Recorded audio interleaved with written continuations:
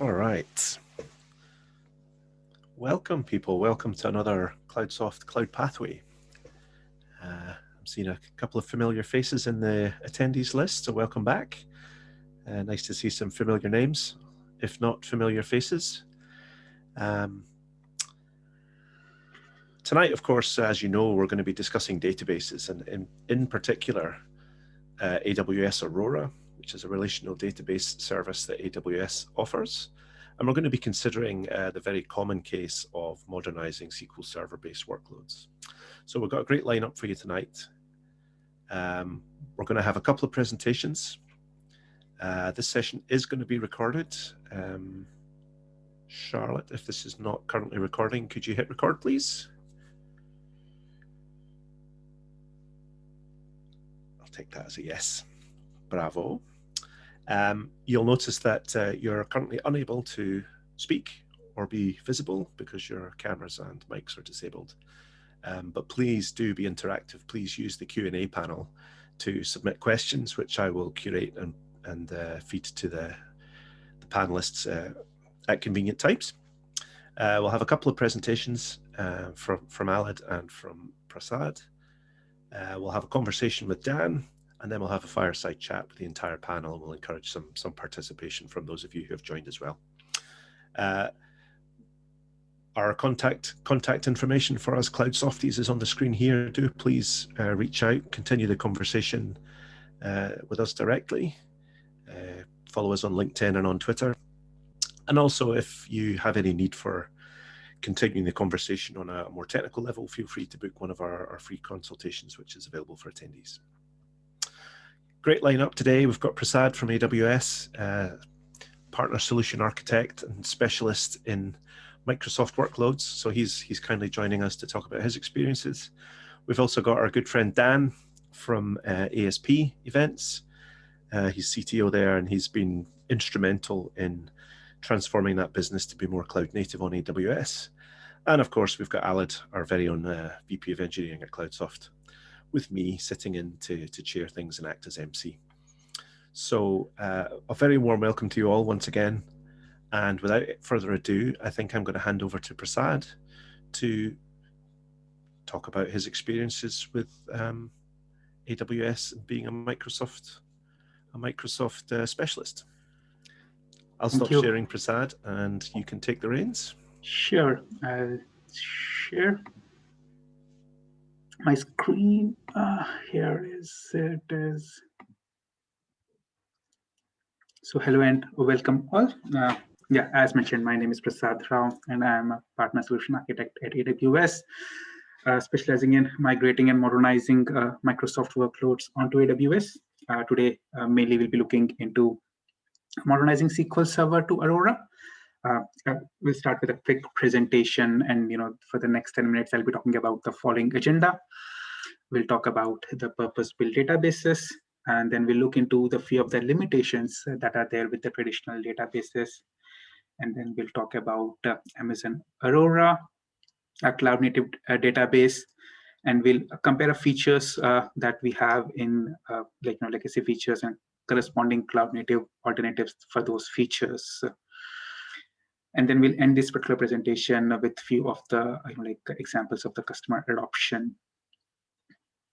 So yeah, let's get started.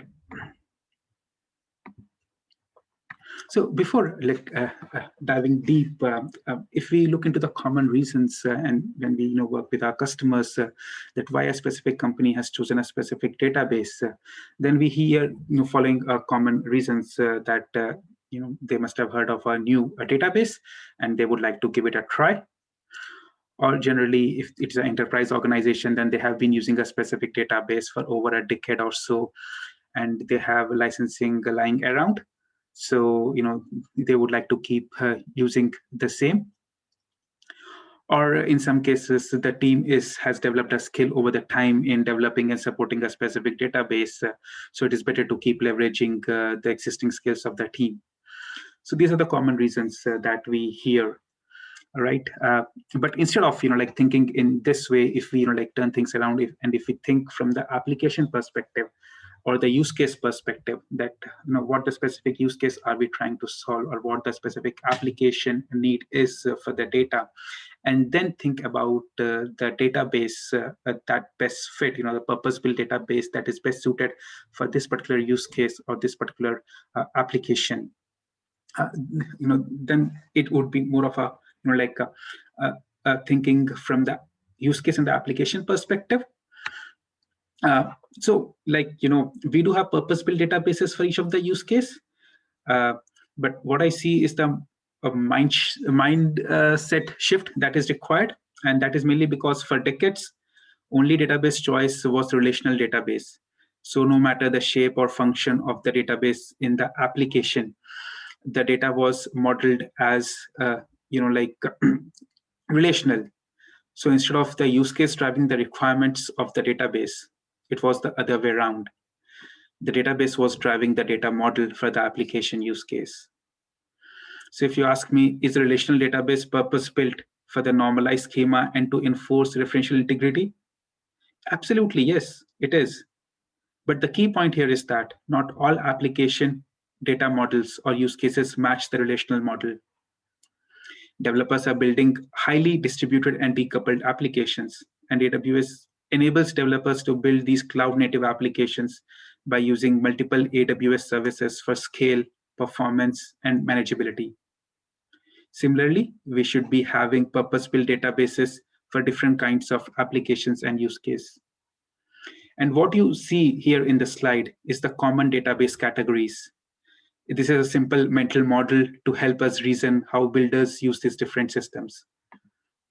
So if we start from, left the relational database, then AWS has Aurora and RDS. But this is something that developers have been using relational database models, and we have the managed versions of those. Aurora is a cloud-native database, and we'll dive deep into it in a moment. And then RDS is depending upon which database traditionally you have been using, whether it is SQL Server, Oracle, MySQL, PostgreSQL. We do have the managed versions of those on AWS. But apart from relational, when it comes to the NoSQL database or non-relational databases, then depending upon the use case, we have various categories. Starting from the key value pair, we have DynamoDB, which builders do develop applications over the time which require a key value, a relationship. And this database optimizes running key value pairs at a single-digit millisecond latency at a very large scale. And then we have a Documentdb category. Let's say the developers want a flexible way to store and query data in the database by using some document model they use in their application code. Then we have Documentdb, which is a MongoDB compatible database. And let's say in case if the applications can't even stand a single-digit millisecond, latency, then we have Elastic Cache, which is an in-memory database, and it comes in two flavors, Redis and Memcached. Similarly, we have databases for category like graph, time series, ledger, wide column. So these purpose-built databases gives choices to the application builders. People want the tool for the right job, and they want the right database for whatever their workload is. So that is why these choices are there, to start thinking from the application, the use case perspective, and work backwards to choose the right database. So if you're starting a greenfield project, then you have the liberty to choose the purpose-built database. However, most organizations already have these databases. So let us look into the various modernization paths that they have. To start with, we will start with a 7R strategy. We'll focus on rehost, replatform, relocate, refactor. So if we talk about rehost, then the option of rehosting, let's say your SQL Server that you have your on-prem, is either Amazon EC2, you can run your SQL Server on Amazon EC2 on Windows, or you can use the managed version Amazon RDS for SQL Server.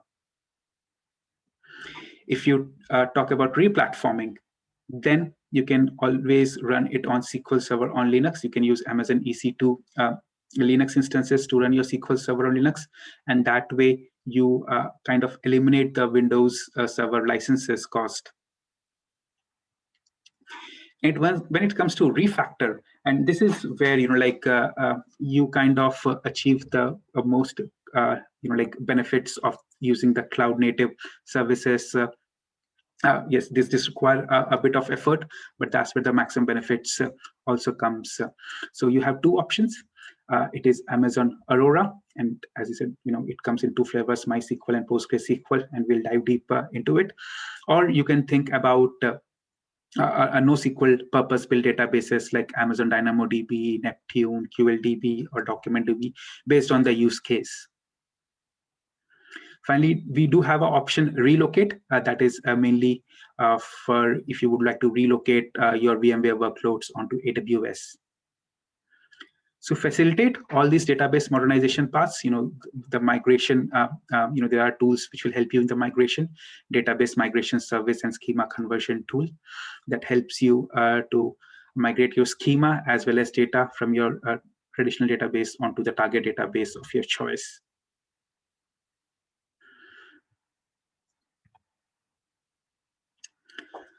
So if we look into the limitations of these legacy databases, why we need to modernize, that's because these traditional databases do have limitations. So first of all, they are very expensive in terms of licensing fees, maintenance, and support. They have proprietary platforms, and that restricts the innovations as customers are logged into using the proprietary database features, missing out on the innovation and flexibility offered by the open source and cloud native databases. And these, traditional databases are kind of structured as a monolithic architectures, and that makes it difficult to scale and iterate to support emerging use cases. And then there is punitive licensing tactics that threatens the customers with the license audits. So when it comes to sizing a database, then it always becomes tricky. More often than not, we end up, either over provisioning or under provisioning of a database, which leads to either resource sitting idle, being a waste, or customer dissatisfaction. And in case your application popularity grows, that let's say you have 1 million users coming onto your website, then you will hit the database scaling limits. And that scaling limit is primarily because how you can scale, that is only vertical scaling is possible. You can keep increasing the size of the box that you have, but soon your vendor will say that this is the biggest, baddest box that I have available. And all these scaling issues are mainly because traditional databases have been designed monolithic, in a way, like all the relational databases, they have multiple components. What you see here on the screen, on the left-hand side, is just a simplified view of what you, overall have. We have to run SQL queries, which will be in the compute layer. Then the transactions in which you wrap your statements. Then we have caching layer. Then there's logging, before storing or committing to storage layer, and even logging post-storage for durability reasons. And all of these compute and storage is done in one box. To scale is limited by the largest box you can buy. If you, let's say, do extra functionalities like backup or some optimization on the storage, it is done by the same compute, and that is processing the queries. So if you were to reimagine and build a database from ground up, let's say a cloud native database, then you would break apart the stack, so that each layer can scale out independently. You will think about self-healing, like data is the most important asset, so you do not want anything to happen with the data. And you're also thinking about, integrating with other cloud native services. So that's how Amazon Aurora comes into picture. So Amazon Aurora is a MySQL and PostgreSQL-compatible relational database built for the cloud that combines the performance and availability of traditional enterprise databases with the simplicity and cost effectiveness of open source databases. Amazon Aurora is up to 5 times faster than standard MySQL database and 3 times faster than standard PostgreSQL database. It delivers high performance and availability with up to 15 low latency read replicas, point-in-time recovery, continuous backup to Amazon S3, and replication across 3 availability zones. It provides the security, availability, and reliability of commercial databases at 1/10 of the cost. Amazon Aurora features a distributed, fault-tolerant, and self-healing storage system that auto-scales up to 64 terabytes per database instance. And finally, it is a fully managed, which means that it automates time-consuming administration tasks like hardware provisioning, database setup, patching, and backups. So as I said, we reimagined the database by tearing apart the layers that we found they could scale out, at an AWS scale independently. That was essentially the logging layer and the storage layer. And that's where the key innovation comes from, separating the compute where the query processing happens from logging and storage that we distributed over widespread purpose-built database storage layer. And this gives you immense scalability, more throughput, better reliability, and better durability. So Amazon uses a distributed and shared storage architecture. When data is written to Amazon Aurora, it is sent to 6 storage nodes in parallel. And those storage nodes are spread across 3 availability zones, which significantly improves durability and availability. Amazon Aurora is designed to transparently handle the loss of up to 2 copies of data without affecting the write availability, and up to 3 copies without affecting the read availability, and then it self-heals. So if we start comparing a few of the features that a SQL Server has versus the Aurora, so when it comes to, let's say, high availability, then we need to configure always on SQL Server, but that is something inbuilt, or it's a native architecture of the Aurora. When it comes to large objects, then we use blobs and file streams on SQL Server. When it comes to Aurora, we do have Amazon S3, which is a native simple storage service that AWS has. When it comes to disaster recovery, then for SQL Server, we need to use log shipping, but Aurora has read replicas that can be enabled. When it comes to database rewind, then this is a feature that Aurora has. Backtrack, then you can backtrack to a specific time period your database. And when it comes to email, then you can use AWS Lambda as a native feature, and you can use database for database jobs. You can again use AWS Lambda as one of the cloud native feature. Compared to the SQL Server features like database email or SQL Server agent. So if you start comparing the features, then Aurora has most of the features. Either it is natively supported or cloud native alternatives that they have. So if you look into the last 4 rows, whether it is data redundancy, high IOPS, encryption, or survival cache, in SQL Server, we need to do some kind of configurations or enable or disable the features. But when it comes to Aurora, all of them are native architecture built into Aurora. And then finally, when it comes to some of the customer adoption, then there are customers who have been adopting Aurora widely in the industry. Aurora has been one of the fastest growing service in the AWS history.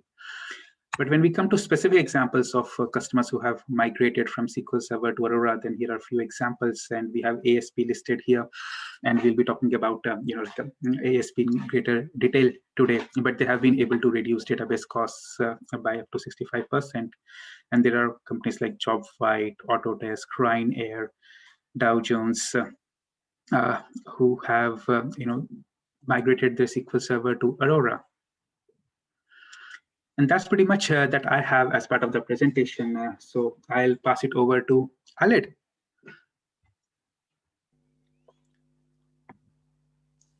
Prasad, that was very thought-provoking. Thank you very much. Put my video back on. Excellent overview of not just Aurora, but the whole gamut of data products, database platforms that you have on the AWS platform.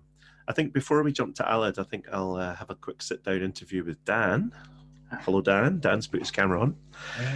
Welcome back to Cloud Pathways, Dan. It's nice to have you with us. Lovely to be back.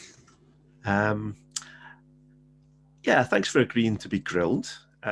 you're going to be grilled by me. It'll be a very gentle experience, but of course, I would still encourage those of you who are attending to chip in the Q&A pane with some questions that you might want to put to Dan or put to Alad or Prasad, either now or during the fireside chat. So there's no questions have come in yet, but do please contribute. But in the meantime, Dan, I introduced you as CTO, Chief Technology Officer at ASP. What does that involve? What does a typical day look like for Dan at ASP? So my CTO role is probably different from others. I'm very hands-on in the sense that I get my hands dirty in absolutely everything my team does. We're a very small team, so I like keeping in touch. And like you say earlier, I've driven a lot of change in terms of cloud adoption. So we generally kind of stand-ups most days, a few product demos here and there as well, kind of thrown in with clients, but mainly kind of around the cloud adoption and how we can modernize our SaaS product effectively into the cloud and make the most of the services that AWS can give us, really. So that's my main focus. That's, yeah, interesting, because as I recall, when we first met several years ago, you were originally hosting your service across a couple of data centers. How did AWS appear on your radar, and what attracted you to AWS specifically? So we looked at AWS probably must be 4 or 5 years ago when we made a bit of investment into our data centers, and we were running active across those. But at the time, AWS wasn't necessarily the right fit for us. We didn't feel that it was the right time to adopt it for our workloads. So we always knew that it was going to be a step we wanted to take and we would take. And I think the time came when we needed to make investment again into architecture and hardware, and it made sense at that point to move to the cloud. And we had a few issues with kind of, again, running SQL across data centers and trying to run always on availability groups. And I think it was the right time for us, really, to move away. Yeah. I think these migration projects, they often involve a compelling event, and there's no event more compelling than being faced with the bill for a hardware refresh in a data center. So yeah, I hear you. So how and why did you ultimately make the decision that this SQL workload would be migrated to AWS, and what kind of risks and benefits factored into your decision? Yeah, so we always wanted to start off. So I think looking at Prasad's kind of slides, we went for the rehost first. So we effectively tried to lift and shift as much as we could. That was where we went. So in terms of moving the SQL, we're not database admins at all. We knew we needed to lift and shift that, and we went to RDS was the first call. In terms of why, yeah, we weren't the admins, but the risks that we looked around, it was a big kind of chop and change about kind of why we went. Licensing cost was one. That was a big kind of factor of what we had. And yeah, it was kind of there, really. In terms of risks that we kind of identified as well, definitely with moving to Aurora was kind of around lots of code changes and things like that. So it was definitely, the more we could manage was better. Yeah, I get you. It's quite difficult when one's building a business case to be able to actually compare apples with apples when you're doing a comparison, because of all the management overhead that is simply removed when you use a managed service from AWS. Yeah, correct. Yeah.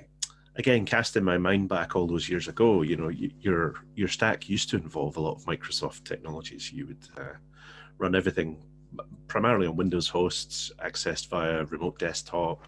You had the usual Microsoft web stack of IIS and SQL Server with Active Directory, and even, I think, Microsoft DFS as a file share. Correct, yeah. So in terms of porting that, even in a lift and shift mindset, how did all that technology carry over into the brave new world of AWS? In short, it didn't massively, but it was one of those things. We used Microsoft because that's what we'd always done. It was always the case that it had been there when I started, and that was it. But we test. So with Cloudsoft, we tested really. We looked at like I say, we used DFS really for our web servers. We looked at using a Windows server again and FSX, which I think was kind of, we would have been an early adopter of that, but it was overly complex in that sense. So I think in that sense, it was the right thing to do, was to move to a more simpler architecture of Linux and EFS really. So that was that. In terms of SQL Server, again, we knew we had to make lots of changes, but we obviously looked into RDS and obviously with limits and things like that, we ended up having to run 4 RDS instances as well. So that was kind of a bit of a gotcha really, which kind of, again, was a spearhead for us to move to Aurora. And we did look at running the SQL Server always on availability groups as well to try and carry that Windows across, and we could run that on EC2. Again, we weren't admins, we weren't database admins, that's not what we did. And to have the overhead of trying to manage that as well as trying to lift and shift just didn't really kind of fit for us. So RDS was the better option for that. Yeah, I think once you've experienced consuming a managed service where all that overhead, that admin stuff is taken care of, the thought of going back to hosting your own, particularly with Windows, always on availability groups, it would keep you awake at night, I think. Yeah, don't blame you. 100%, 100%. You know, it occurs to us, you know, working at Cloudsoft, we do a lot of work with companies in lots of industry verticals and running lots of very diverse technology stacks. And a lot of things that people run on Windows, they will run natively on Linux. Even SQL Server will run on Linux. Or there will be some very well-established Linux alternative like Apache instead of IIS, or, as we're discussing, the open source databases instead of SQL Server. In fact, even .NET, of course, now is predominantly run for a lot of back-end apps. It's running on Linux. .NET apps running back-end services, API services on Linux, which kind of blows my mind that we've reached this point. A great diversion, a great journey from the Microsoft of old.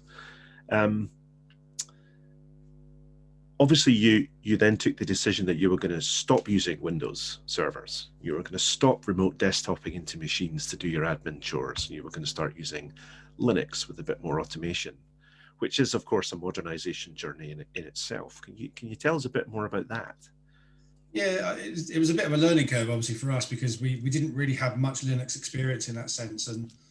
But I did feel it was the right fit for us to do that. And obviously the learning journey of Bash and kind of looking at the user scripts and kind of that sense in terms of the web server side of things. And like I say, Apache is a very well-known kind of alternative to IIS and is probably actually more common than IIS. So it felt right to kind of do that. And it felt right that we had the support we needed to do that. And it was 100% the right decision we made at that right time. It was scary, don't get me wrong, but it was the right decision to make. And again, moving to things like EFS, it was simpler, really. It was kind of using DFS, obviously overcomplicated. It was a bit sluggish in terms of kind of replication and things like that. And having EFS there as a share that is just mapped to every kind of box was just, again, trying to use as much native cloud technology as possible to reduce the manageability and maintenance that we would have had to have done. So yeah. That became a big factor of our migration. I think that's testament to, you know, you said you described yourself as a hands-on CTO. I think that's testament to the way you approach that. Oh, DFS is tripping us up. Don't like DFS. We'll just switch to Linux. I'm being a bit flippant there, Dan. It wasn't just switching to Linux, but the fact that you even considered that as a step, I think, is testament to your drive to keep moving, to keep advancing as an organization, as an engineering function. Yeah, I think it's right to challenge the norm and kind of work through that. And if you don't challenge the norm, then you're never going to get any better, really. It's that's the ethos I run by. Here.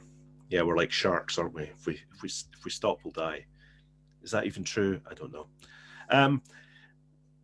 So you made a big switch, but is there anything that you miss, Dan? Is there anything you miss from SQL Server or from Windows Server administration, group policies, Active Directory? No, it took a while to get used to Bash, don't get me wrong, and kind of SSHing onto boxes. That was definitely a bit different. But in terms of actually missing it, I don't really. The only thing I really miss in terms of definitely since the switch to Aurora anyway is being able to back up an individual database and kind of actually dealing with databases on an individual level. With SQL Server RDS instances, you could back up to S3 and effectively you can then kind of restore just one database. Whereas this, you can still do similar things. You can still restore to snapshots and things like that. But that's really the only thing I miss. But it's once in a blue moon that we ever had to do that anyway and deal with it. But Other than that, Interesting. yeah, I don't miss anything. Interesting. And in terms of, you know, the kind of non-application bits, we're obviously, we're going to talk about technology, but of course you're a people organization as well. So in terms of your development processes or your management processes, your release processes, what changes had to be made to those as a result of A, migrating to the cloud, and B, adopting more automation around CI/CD or backup and restore? Yeah, I mean, in terms of releases, things like that, being across a couple of data centers, we didn't really get a chance to do much automation in that sense. And when we moved, a lot of our deployments would effectively be done kind of out of hours. It would require 2 or 3 people to effectively be there to have a failback and help out. We run around sort of 20 or 30 instances really. And each one of those would have to be manually updated within a data center. Moving to the cloud effectively and using the infrastructure as code, CloudFormation, etc., we could effectively just deploy resources now through CloudFormation from templates, and on every kind of build of a server, that brings down and pulls from Git a new code base. We are actually looking to take that a step further now and looking at code deploy and code pipeline and things like that to really kind of make that automation better. So again, adopting further kind of CI stuff within the cloud, really. Excellent. And you know, have you reduced our overhead anyway? Has that been reflected in any like formal performance indicators, KPIs, like, you know, release time or amount of downtime? Yeah, release time has moved from sort of maybe a couple of hours to effectively less.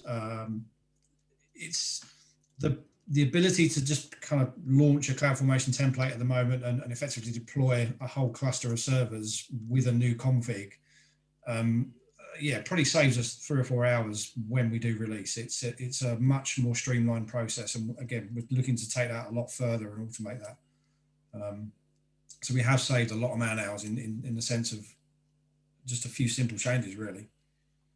Yeah, that's an experience that certainly resonates with us. I mean, at Cloudsoft, we've been building our own automation products for over a decade, and automation is part of our DNA. And again, it's another one of those things that when you get a taste for it, you can't imagine going back to the manual ways of working. How did I ever function? Just one final question from me before we'll move on, Dan. Are you sleeping better at night, or are there still things that give you nightmares and keep you awake? There's still a couple of little bits that keep me nightmares and everything like that, but I am sleeping a lot better, thank you. So it's no, it's like I said, things are a lot more self-healing now as well. So if anything did go untoward with the kind of auto-scaling, with the databases, everything like that, it's very much a self-healing. I touched on things earlier with SQL Server about when we run always on availability groups, and the amount of issues we have with those failing over gracefully and everything like that, as well as with Aurora now and moving to that kind of cloud architecture, the failover is almost seamless, which is fantastic for us. There you go. When it ever does fail over, that's the other. Yeah, Prasad, I'm sure there's some great quotes you can curate from that interview there. That's some pretty good experiences. Thanks for sharing, Dan. Thanks for being prepared to talk about your experiences migrating and modernizing on AWS. That's fantastic. Still not seeing any Q&A coming in. Well, queues. The queues come in, the A's go out. But don't hold back. Don't be shy. Do please satisfy your curiosity. Ask some questions. But in the meantime, I'll hand over to Alid, VP of Engineering with me at Cloudsoft, and I'll let him share some of his experiences and insights into modernizing SQL Server workloads using Amazon Aurora. Over to you, Alid.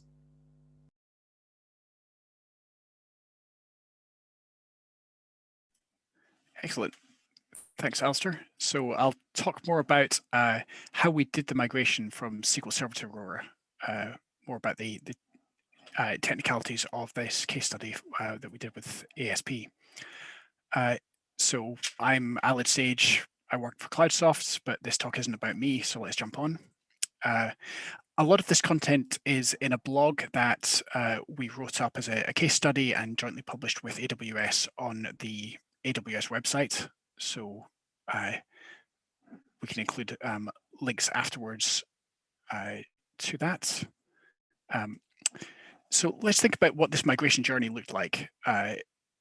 So this kind of flow shows a series of steps involved, but importantly, like when we're thinking about this database, it really is the center of the universe. Like it touches everything, or rather, everything touches the database. So particularly our experience, possibly not so much with ASP, but with other companies who have been using a database for quite some time, there's a lot of things that end up touching it. It's not just the applications, it's not just the operations teams processes, there's also the data warehouses, the ETL and reporting. There might well be other applications that then built to integrate with this database in some way. So changing that database is no small task and does have a lot of risk. But as we heard from Prasad, there are a lot of benefits that you can have from that in terms of lower costs, improved performance, simplified operations, and many more. Importantly, although we've shown this as like a linear process, it's not. We really do want to have this recurring theme of small steps, feedback loops, regular testing, running some proof of concepts, and so on, and continually learning along this. There's no single right way to do a migration like this. And what we're really doing is striving to eliminate risk along the way, rather than treating it as this kind of waterfall model linear set of steps. So let's drill into each of those in turn. So take stock. Obviously, we're making the business case for this. We need to estimate roughly the amount of effort it's going to take, which can be quite hard in an agile project like this. More importantly, that we're doing requirements gathering. So, like both why are we moving the database, and also what is currently using the database and how. And all of this is going to end up with some kind of proposal. There's also a question about when you migrate the data, are you doing this? So we see three common patterns. Are you doing this all in one big bang, so you move all the data at once? Or like we did with ASP, move some data at a time. So for ASP's customers, we could move a batch of customers at a time rather than having to move the entire database all in one go. And that also was then good for limiting risk, limiting the amount of data that had to be moved each time. And there could be separate maintenance windows for different customers. The third pattern we often see is moving some functionality at a time. So carving off pieces of the application that use the new database. But that's more often done when combined with like a big refactor, maybe moving towards microservices and so on. So jumping on to the next step, converting the schema. So obviously there are a bunch of differences in the schema, the names that are used for SQL Server versus MySQL, which is the flavor of Aurora that we used with ASP. There are also challenges around, say, stored procedures, but another one is just like the functionality that we're using this database for. So are we using scheduled jobs and agents? Are we using queues? Have we got linked servers? Have we got named pipes? What about our encryption requirements? Like, are we using transparent data encryption? Can we just switch that out? So all of these kind of additional things beyond just storing data need to be taken into account when thinking about what we're actually moving here. When converting that schema, there's a good set of tools. We can make use of the schema conversion tool from AWS, and also the database migration service can be used to create that initial schema, as well as third-party tools. So modifying the application. The application code is most likely where we're going to spend the majority of time on this project. Certainly that was the case with ASP. It depends a lot on how the application has been written. So are you using SQL queries that you're writing directly? Are you using an object relational mapping? This is going to massively change how you go about updating those queries. There are tools to help, but it'll still take a fair bit of manual effort in our experience to get the code to a point where it's updated. And again, that guiding principle of let's work in small chunks. So can we change a small part of the code base, run integration tests, and also test end to end to make sure that this is working as we expect. migrating the data is probably the biggest and scariest sounding piece. Obviously, this is the customer data. We need to get this right. So strongly recommend reading the documentation way more than you would for many projects. Repeat the testing over and over again and validate the data that's there. So a big decision point is whether or not to do ongoing replication. So with this, you can set up it to continually replicate the data from the production database to the new target database. And then that data replication will be in sync when you do the final cutover. So you start your maintenance window, you stop any more production traffic hitting that site. You just need to wait for those last few changes to be replicated across before you can then be confident that you've got all the latest production data in the new target. So this is quick. It means you don't need to copy the entire database during the maintenance window. And the database migration service supports this to do this kind of transfer between different database engines. So with SQL Server as the source, it makes use of change data capture, so CDC, and pushes those ongoing changes to that target database. Now, this is certainly appealing for keeping that maintenance window to its minimum, and for some use cases, it's kind of the only way to do it. However, if you can handle a longer maintenance window, and if your database isn't too big, then just doing a full load of the data during the maintenance window, so a full copy at that point, is a simpler process. There's fewer moving parts, so it is worth considering that. Jumping on, so what about getting ready for production? So this change is going to impact your operations team massively. Like they'll have a lot of runbooks, processes, disaster recovery plans, monitoring and alerting set up that's all specific to SQL Server. It'll impact how the operations team respond to incidents and troubleshoot the system. So this will require a whole bunch of changes there. It'll also require training. So there'll be new skills to learn and not just learn, but also to practice. So doing game days, you don't want the first time anyone's ever tried to kind of troubleshoot and handle one of these systems to be in a production issue. So we really do want to make sure that we get the right skills into the team with this change. Another big question is capacity planning. So what size of database should you be running with? So obviously running load tests can give us some idea of the right size, but we find that many customers struggle to simulate realistic production workloads. And as such, to have confidence in that load test as giving a realistic indication of how it will perform in production. So I'd recommend that stop guessing capacity. So you could start with a database that's deliberately too large and then look at how it performs with a real production workload over those first weeks. And then once you've got real metrics from production of your data running on Aurora, for example, then you can right size. This also has the great advantage of it de-risks that aspect of go live. Like the alternative, I've spoken to people who have been on projects where they've spent months trying to figure out the right size ahead of time, invested a huge amount of effort for that. And yeah, if you can avoid that effort, then yeah, you can spend that in better ways. However, there is an obvious downside to this. It does make it hard to predict the costs ahead of time, which your finance team will not be happy about. But that's another talk in itself. So let's talk about testing. So obviously, we need to test a lot.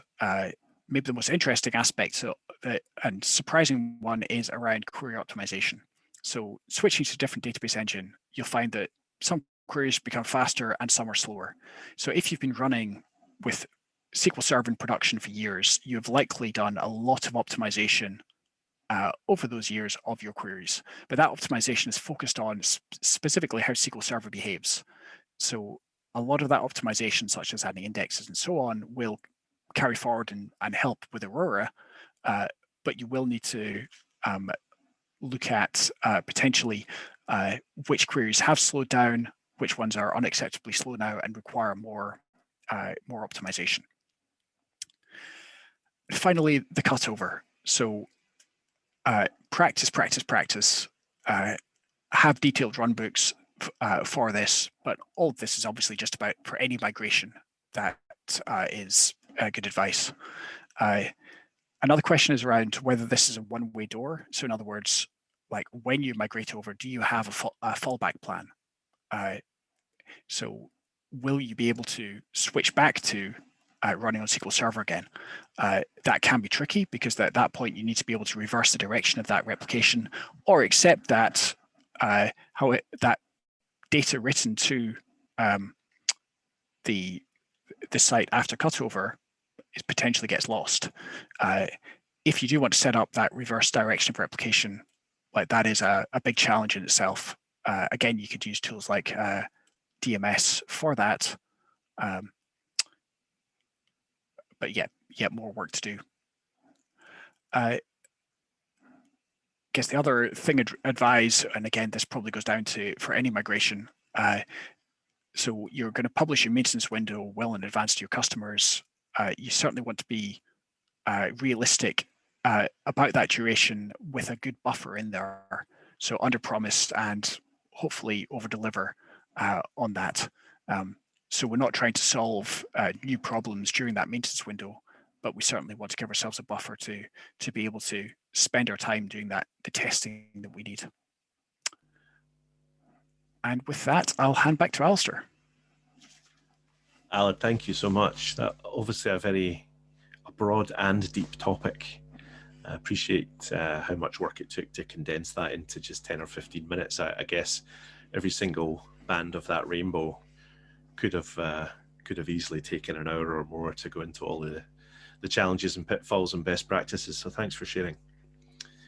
We've had a question coming in, which I will use to kick off the fireside chat, but just again to encourage our audience, our attendees, not to hold back, satisfy your curiosity by asking that question that is just burning away within you.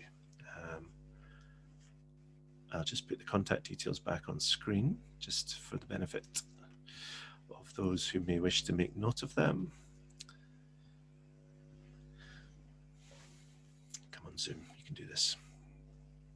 Fantastic. And we'll proceed to having the chat with, here we go, all our cameras are on. So we've got Alad, Dan and Prasad all available for your viewing pleasure. Wonderful. Grand. A question that came in from the audience, Prasad. David was asking about typical savings in terms of percentage savings. If we were switching from Microsoft SQL to open source Aurora, how much of a cost saving could we expect in a typical deployment? Mute. Obviously, it depends upon the use case to use case. But what we have seen is that, the initial assessment needs to be done to ascertain the kind of the cost savings that a particular use case has. But yeah, we have seen customers saving from the range of 30% to 60%, depending upon the use case to use case. But it all depends upon, how large the database is, how much is the licensing cost that is being currently paid, what are the, terms and conditions that has been agreed for the licensing, so on and so forth. So the maximum saving comes from, saving on the licensing part. Thanks, Prasad. David had a follow-up question to that. He was also asking, making a comparison with another well-known cloud service provider whose SQL service is able to detect and warn of SQL injection attacks that may be happening on that estate. Is there any equivalent in the AWS cloud? So in AWS, you have services like you can say WAF service or the Shield service that you can use for, protecting the overall environment, whether it is against SQL injections or for, any DDoS attacks that you might be envisioning. Yeah, defense in depth. There's many AWS services protect against all sorts of threats from all sorts of different directions. Yeah. So I just add on the saving front, like often people want to run multiple instances, so having staging environments, having like potentially dev environments and so on. And with Aurora, then yeah, that can make the saving even bigger. You could even be looking at Aurora serverless for the dev environment, for example. So it just scales back to 0 when not in use. So yeah, there's a whole load of additional options that come up there for additional cost savings. Very good. Another audience question has come in from Krish. This one's aimed directly at Dan, asking about cloud adoption. Has it all been plain sailing? No, not necessarily. We've had a couple of gotchas along the way, really. In terms of SQL, obviously we run about 170 SQL databases when we had a physical hosting center across sort of two centers. And one of the reasons, again, which was a main driver for Aurora and kind of our adoption in there, was when we migrated, it was a very last minute kind of realization that actually there was a maximum of 50 databases per SQL Server RDS instance. So that was a gotcha, really. And we quickly got around that and effectively provisioned 4. So the reason for our 65% savings, effectively, we've combined four separate RDS instances into one Aurora instance, which is quite nice. But other than that, it's predominantly plain sailing, I'd say, but it's been tough times at times. Yeah, tearing your hair out, I'm sure. I seem to remember. Thanks for the question, Krish. And again, it kind of underscores the need to really look at service limits when you're considering a replatforming exercise. I think all the cloud platforms, they have enough building blocks that are just familiar enough from our traditional on-prem days that we sometimes assume that they're like in every way, but actually there are service limits because of the way AWS in this case makes these services available and highly available and fault tolerant. They maybe have limitations that weren't applicable in your data center use case. So yeah, very interesting. Turning our attention now to the SQL stuff specifically, lots of business people will think, but SQL's a standard. It's a standard interface to a database. So surely it should be trivial to switch database engines. Were there any significant head-scratching differences between SQL Server and, in your case, MySQL, Dan? Thinking about the usual things that trip us up with collations or transaction isolation or UTF encodings. Yeah, we had in terms of data, we made about 11,000 code changes, I think it was, in about sort of 3 or 4 months. And there were lots of functions in SQL that weren't necessarily available in MySQL, so we had to try and find alternatives and joins. And like Ada quite rightly said, some queries we looked at were a lot quicker, others we looked at and were slower, and we needed to optimize those. Collations were a big problem as well, trying to find, obviously, with the database migration service, making sure that collations obviously matched across columns and things like that. It didn't quite always pick the right kind of collation there. So there was a manual script we had to run afterwards. And default values as well. We used to use a lot of default values within SQL Server, so blank columns, that sort of thing. And obviously transposing those and getting the different data types back into MySQL was a bit of a learning curve. And again, once we kind of found a few, the rest of them we kind of quickly picked up the rest and got those. So, but it is far from standard as a SQL language. Not all SQL is the same, huh? It's not. And I think if my memory serves, you had a mix of ORM and kind of handcrafted specialist queries in your code base. Was the ORM a help, or was it a hindrance, or was it neither? A bit of both, really. It was kind of a bit of a hindrance because we then had to kind of write a bit more, kind of a few more queries here and there where Orm couldn't necessarily help us out. But Orm came into its own when we actually did the migration and kind of the cutover. Effectively, we could put our databases into read-only. We used the DMS to move it across and the schema conversion tool to move the data across. But obviously that didn't copy across any foreign keys, primary keys. So it was a simple case of kind of reloading the Orm as soon as we'd moved that across, and that added all those back in, which saved us a whole heap of work. So in that sense, it was there. And it did mean less code changes in the end, which was good. So. And Prasad, do you work closely with the technical app teams who are, building applications that talk to databases? Have you encountered? I mean, ORMs are prevalent in every application stack, every language. Do you find them to be a help when changing database dialects, or do you find that they present additional hurdles? It depends, again, they are helpful. It depends upon the, application maturity, that whether you're using a code first or a database first. In the ORMs, for example, if you're using a native framework, then you can either go for a code first or database first. If you see more legacy applications, they were database first, so it is more difficult for the applications to change. But if you're using the more modern code first, then you have kind of an inbuilt database freedom in the application part. So it makes it easier to use those ORMs to migrate the applications to connect to other databases. Do we have any observations on that from the Cloudsoft perspective, Alid? I'm keen to bring you in. So I think the only thing I'd add there is around your testing. So obviously, as coders in the application are very keen to write these be unit tests, integration tests, and so on. But I think a lot of the challenges that we're talking about here as well come from also that data migration. So do we have like a realistic data set that corresponds to like the way we are going to migrate to like the new schema and that new data? So yeah, making sure that we are working to update our test suite appropriately. And yeah, the ORM side of things, I think I agree with what Dan said. It's got benefits and downsides to that in terms of hiding a bunch of stuff from you, which depending on how your schema is updated, may surprise the ORM. Yeah, certainly I've come across ORM generated schemas. So Prasad, you talked about the direction that the ORM is auto-generating something. Is it generating domain objects or DTOs, or is it generating tables and constraints? And we've certainly seen ORMs that make horrendous assumptions about the relationships between our domain objects.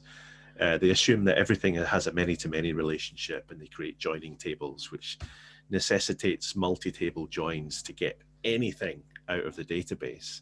Are there best practices that are emerging as part of a migration, or are we just stuck with this behavior of ORMs? Prasad.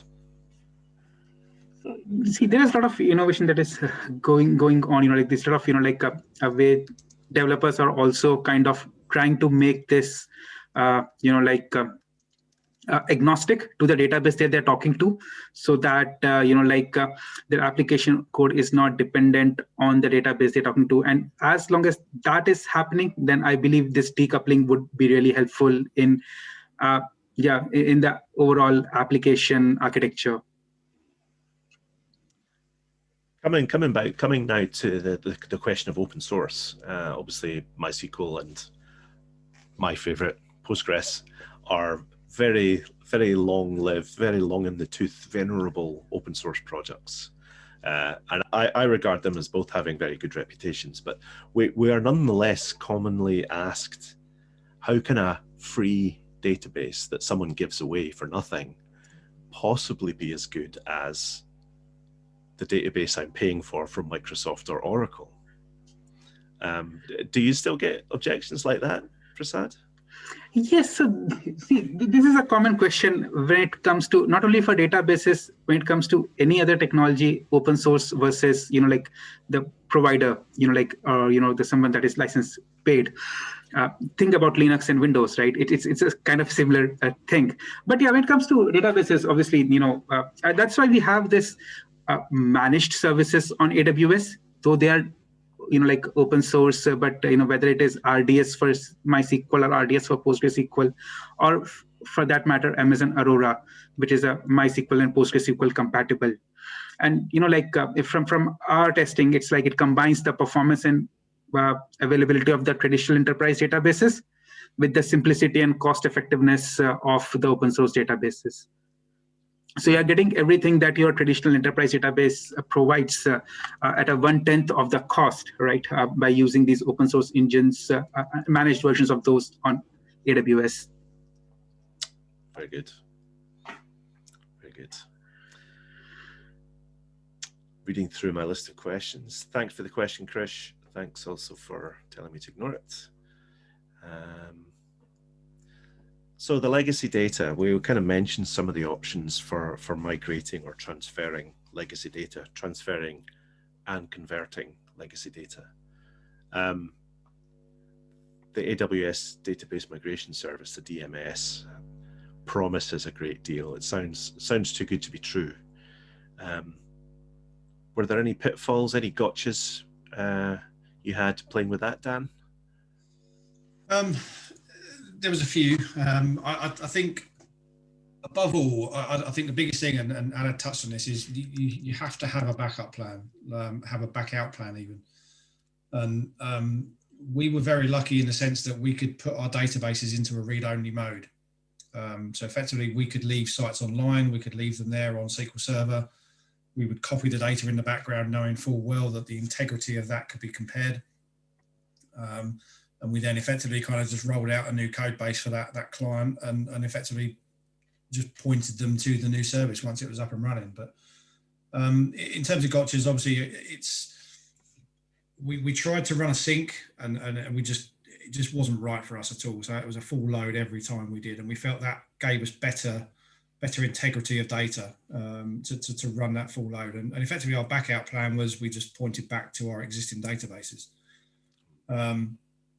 We had to run some handcrafted scripts as well. So the database migration service, it's great. It done 90% of the work, but there's always that 10% that's the gotcha.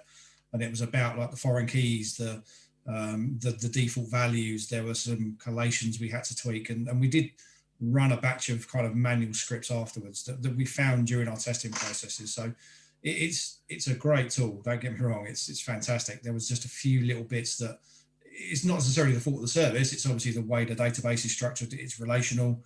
It can't really kind of maintain those keys across databases. So it's just something to be aware of anyway. That was. I think my understanding of DMS is that it copies tables one at a time. So it does table-based copying, which it can't do unless it drops the constraints on the database. So you can copy tables that actually have foreign key constraints on tables which haven't yet been copied.